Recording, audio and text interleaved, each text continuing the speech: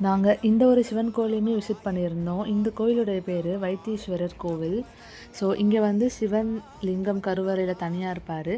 அதுக்கப்புறம் பக்கத்துல பார்த்தீங்கன்னா, தையல் நாயகி அம்மன் அப்படின்னு சொல்லிட்டு அம்மனுடைய ஆலயமும் இருக்கும். இங்க சிவன கும்பிட்டு வந்த உடனேவே எங்களுக்கு வந்து சிவன் கிஃப்ட் குடுத்தாரு. என்னன்னா, தானாவே எங்க கையில வந்து எங்களுக்கு வந்து பிரசாதம் வந்து குடுத்துட்டு போனாங்க. அது ரொம்ப ஹேப்பியா இருந்துச்சு. சாமி கும்பிட்ட உடனே பிரசாதம் கையில குடுத்த உடனே. அதுக்கப்புறம் இந்த கோயில்ல என்ட்ரன்ஸ்லயே ஆஞ்சநேயர் கோயில் இருக்கும். இது வந்து கிட்டத்தட்ட ஒரு 1000 வருஷத்துக்கும் பழமையான கோவில் அப்படின்னு சொல்றாங்க.